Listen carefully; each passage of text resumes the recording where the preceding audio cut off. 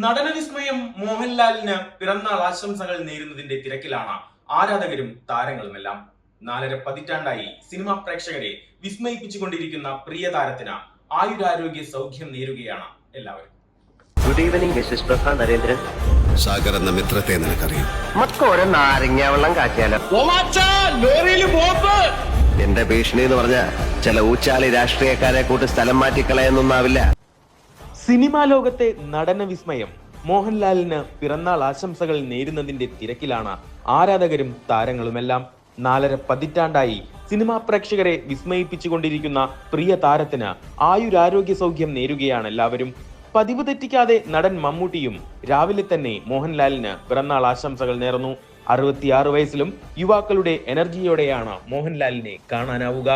Villain കഥാപാത്രത്തിൽ തുടങ്ങി നായകന്റെ സിംഹാസനത്തിലേറി ഒടുവിൽ അഭിനയത്തിന്റെ കുലപതിയായി മാറിയ മോഹൻലാലിന്റെ യാത്ര ഏതൊരു സിനിമാ പ്രേമിയെയും അതിശയിപ്പിക്കുന്നതാണ്. 4 ദേശീയ പുരസ്കാരങ്ങൾ, 9 സംസ്ഥാന പുരസ്കാരങ്ങൾ, പത്മശ്രീ, പത്മഭൂഷൺ, അങ്ങനെ ഒട്ടനവധി നേട്ടങ്ങളാണ് 4 പതിറ്റാണ്ടുകൾ നീണ്ട അഭിനയ ജീവിതത്തിലൂടെ മോഹൻലാൽ സ്വന്തമാക്കിയത്. പുരസ്കാരങ്ങൾക്ക് അതീതമാണ് മോഹൻലാലിന്റെ അഭിനയ നടന ശൈലി.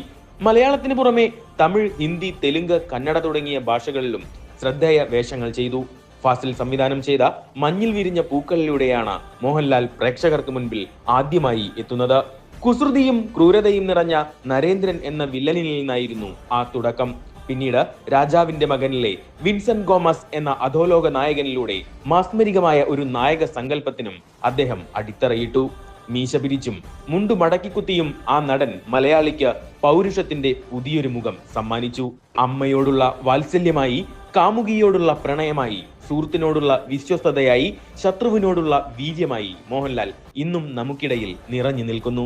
അഭിനയമെന്നത് വെറുമൊരു വേഷപ്പകർച്ചയല്ല, മറിച്ച് ആത്മാവിന്റെ ആവിഷ്കാരമാണെന്ന് തെളിയിച്ച ഈ മഹാപ്രതിഭയ്ക്ക് മുന്നിൽ കാലം ഇനിയും വിസ്മയത്തോടെ കാത്തുനിൽക്കും. പ്രിയപ്പെട്ട ലാലേട്ടന് മലയാളത്തിന്റെ നടന വിസ്മയത്തിന് ഹൃദയം നിറഞ്ഞ ജന്മദിനാശംസകൾ. ന്യൂസ് ഡെസ്ക് തനിനിറം.